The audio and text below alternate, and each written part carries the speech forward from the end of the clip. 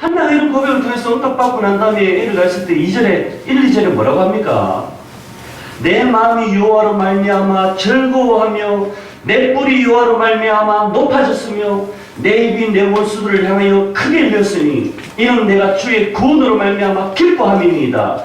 여호와와 같이 거룩하신 이가 없으시니 이는 주밖에 다른 이가 없고 우리 하나님 같은 반석도 없으심이니이다. 아멘. 이렇게 고백한 겁니다. 여러분 정말 여호와로 말미암아 기뻐하고 계십니까? 뭐 때문에 기뻐합니까? 내가 지금 일이 잘 돼서 기뻐합니까? 뭐 지금 뭐 내 자식이 잘 돼서 기뻐합니까? 그 자체가 기쁜 거 있을 수 있겠죠. 그러나 그 모든 일을 행하시는 분, 아니 그게 안 하실지라도 하박국처럼 그런 상황이라 할지라도 뭐가 놈이 아무런 내게 소출이 없는 빈궁한 삶이라 할지라도 그분의 영광을 보았을 때 그리스도 안에 모든 지식과 지혜 모든 보화가 있는 것처럼 그분이 나의 모든 것이 되시고 그분에 의해서 모든 상황이 두려웠던 상황들이 두려움이 떠나가고 그분이 나에게 이 놀라운 은혜와 사랑을 베푸신 주님을 위해서 내가 기뻐하는, 내가 주님을 기뻐하는, 그게 우리의 신앙의 본질입니다. 그러면 어떻게 됩니까? 우리가 앞으로 어떻게 잘 되고 일이 잘 되고 높이식을 하더라도 교만치 않고요. 안 된다 해서 기죽어서 열등감 빠지지 않고요. 이 영적인 자아가 정체성이 강건해지는 거예요. 건강한 사람이 되어야 됩니다. 그래야 주님이 쓰시죠. 내 뿔이 여호와로 말미암아 높아졌으며 이렇게 하는데 한나가 정말 사무엘을 얻어서 기뻐하는 게 있겠죠. 그러나 저는 그렇게 보지 않습니다. 한나가 기도하여 이르되 1절에 내 마음이 여호와로 말미암아 즐거워하며 내 뿔이 여호와로 말미암아 높아졌다. 주의 구원으로 말미암아 기뻐한다 이렇게 고백하면서 마지막 고백은 어떻게 끝납니까? 10절에 여호와를 대적하는 자는 산산이 끼어질 것이라 하늘에서 우레로 그들을 치시리로다. 여호와께서 땅끝까지 심판을 내리시고 자기 왕에게 힘을 주시며 자기의 기름 부음을 받은 자의 뿔을 높이시리로다 이렇게 합니다. 자기 뿔을 높여주신다 했는데 결론이 뭐예요? 기름 부음 받은 자의 뿔을 높이신다는 거예요. 내가 단순하게 아들을 얻기 때문에 기뻐하기보다는 하나님께 세우시는 다윗 왕국을 통해서 메시아 왕국을 예표하는 영광스러운 이스라엘 시대를 다시금 내려가겠다는 거예요. 다시 이스라엘을 세우겠다는 건 뭡니까? 변두리 인생 국가였던 이스라엘을 다시금 회복시키다는 거예요. 궁극주는 뭡니까? 예수 그리스도의 예언적인 시 아닙니까? 구속사에 있어서 예수들을 세우셔서 높이신다는 거 아닙니까? 한나의 영성이 이런 것입니다.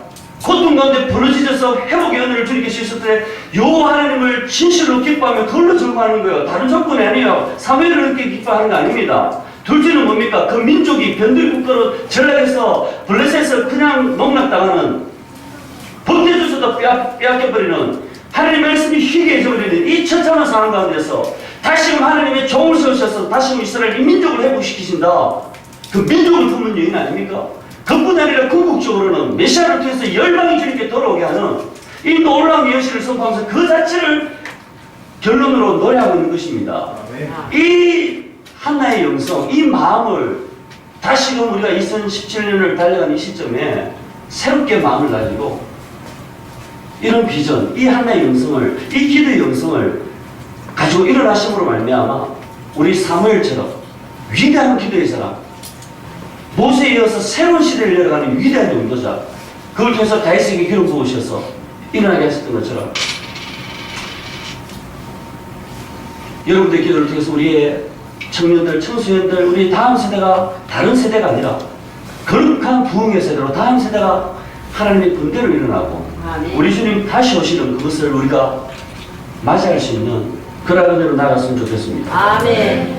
이스라엘 백성들이 여호와 신앙을 가지고 출애굽을 해서 하나님께서 약속의 땅을 들이시고 그 땅을 정복해 나갈 때 그들은 애굽의 노예였던 절대적으로 소망이 없었던 그들이 열국을 떨게 하는 세계의 중심부를 하나님께서 세워주신 것을 봅니다. 여호와 신앙으로 무장했을 때 근데 그들이 그 땅을 정복을 하고 정말 잘 나갔지만 여호수아와 갈렙 그 세대가 하나님을 알고 하나님께서 그들 가운데 어떤 일을 행했는지 알았을 때는 신앙이 전성기였을 때 그 나라도 전성기였고 열국의 중심에 섰었지만은 그 이후에 사사기 2장 10절에 보면 여호와를 알지 못했고 여호와께서 자기들을 위해서 행하신 일도 알지 못했던 다른 세대가 일어나게 되죠. 그러면서 사사시대로 접어들게 됩니다. 다음 세대가 아니에요. 다른 세대예요. 완전히 씨가 다른 존재죠. 하나님을 알지를 못하는 겁니다. 그 영적인 암흑기, 영적으로 타락을 하고 부패하니까 그 사회도 부패하고 그 나라가 이제는 어떻게 됩니까?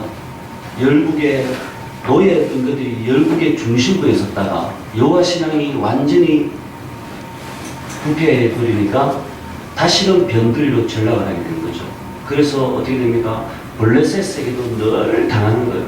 늘 고통당하는 거예요. 신앙이 무너지면 그 인생도 다 그 나라도 무너진다는 것입니다. 특별하게 서시는 사람이 있습니다. 하나님께서 크신 긍휼을 베푸시는 사람이 있어요. 신앙생활에서도 교회생활 해보면 여러분 알겠지만 그 사람은 다릅니다.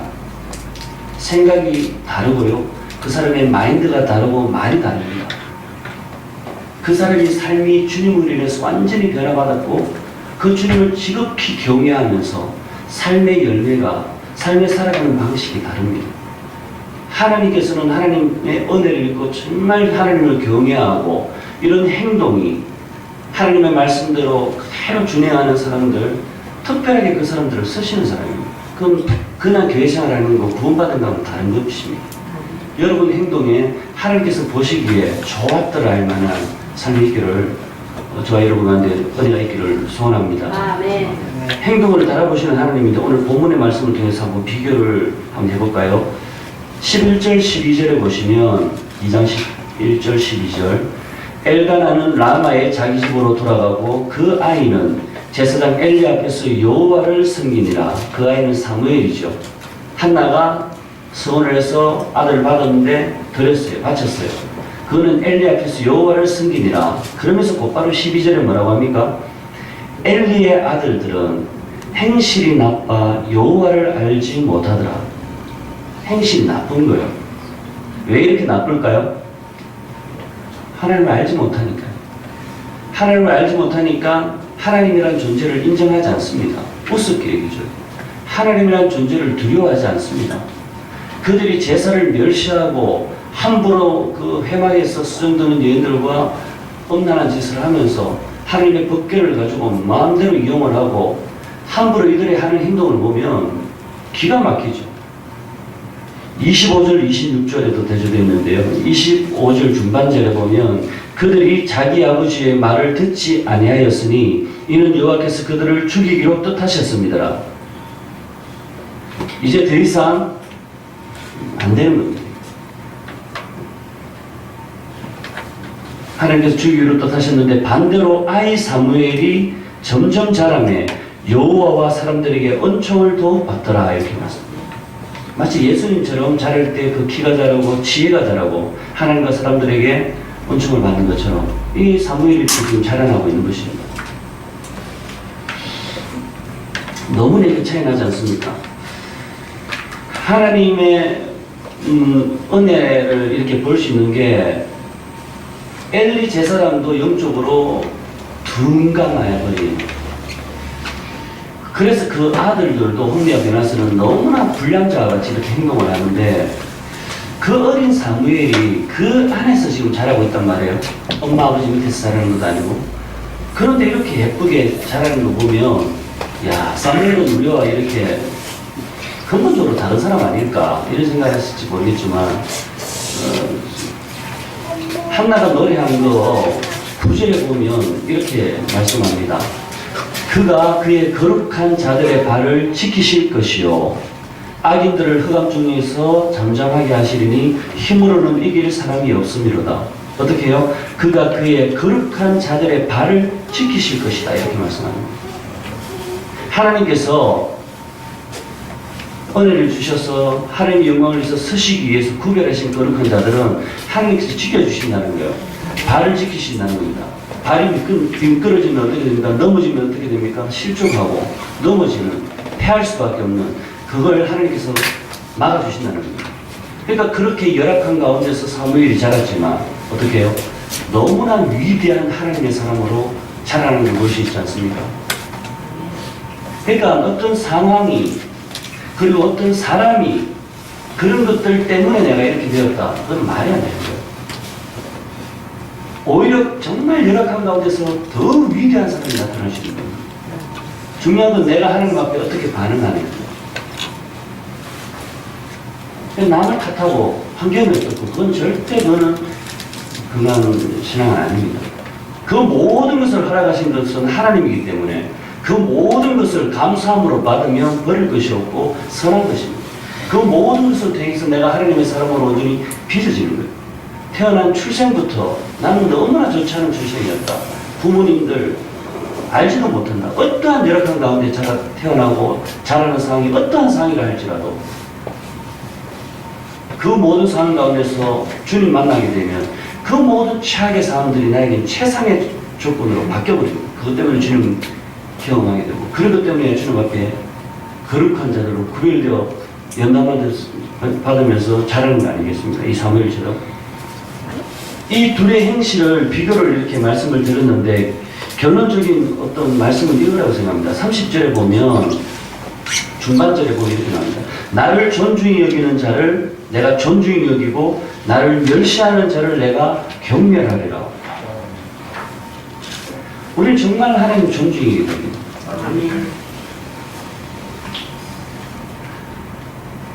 하나님을 멸시하는 것은 가장 무서운 것이에요. 하나님께서 이렇게 되니까 어떻게 결론을 내리시냐. 35절에 보니까 2장 35절에 내가 나를 위하여 충실한 제사장을 일으키리니 그 사람은 내 마음 내 뜻대로 행할 것이라. 내가 그를 위하여 견고한 집을 세우리니 그가 나의 기름 부음을 받은 자 앞에서 영구히 행하리라. 이렇게 말씀합니다. 하나님께서 하나님의 영광을 위해서 어떻게 충실한 제사장을 일으키겠다는 겁니다. 그 사람은 하나님의 마음, 하나님의 뜻대로 행할 사람을 세우겠다는 겁니다. 다윗과 골리앗을 비교해 보십시다. 용사입니다. 그런 용사라. 사울도 그렇게 이야기하죠. 잘 알아요. 용사예요. 그 용사가 하나님을 이길 수 있습니까? 다윗은 미약하죠. 그러나 그에게는 하나님의 임재가 있고 하나님께서 하나님 영광에서 그 사실을 조석으로 조롱받는 그에게 다윗을 세우는 거예요. 넘어진 목동 약한 한 가정에서도 어떻게 해요? 말죄라고 불려졌던 이름도 불려지지 못했던 다윗. 그러나 그를 통해서 어떻게 해요? 용서를 꺾어버리시는 거예요. 역전이죠. 하나님께서 개입하시면 불가능이 가능하게 되는 것입니다. 아멘. 약한 자가 강한 자를 이기는 것입니다. 여러분 철저하게 하나님 중심의 이 신앙을 가지시면 이것이 정말 중요한 겁니다. 아멘. 잠언서에 21장 30절 31절에 보면 이런 말씀이 나옵니다. 지혜로도 못하고 명철로도 못하고 모략으로도 여호와를 당하지 못하느니라. 사울 나를 위하여 마병을 예비하거니와 이김은 여호와께 있느니라. 이렇게 말씀합니다. 모든 걸 사람이 다 준비해 오십시오. 골리앗처럼 넉넉한 갑옷을 입고 방패를 가지고 거대한 칼을 가지고 투구를 쓰고 모든 걸 준비해 보십시오. 군대를 몇백만 대군을 준비해 보십시오. 하나님께서 치시면 18만 5천도 하루아침에 성장으로 만들어주십니다. 대적끼리 서로 찔러 죽이게 하시고 하나님의 지혜와 모략을 어느 누가 다 할 수 있습니다. 그러니까 우리의 싸움은 여호와께서 타에 있기 때문에 철저하게 하나님의 방법대로 하나님 뜻 가운데 행하면 이기게 되어 있는 것입니다. 아멘.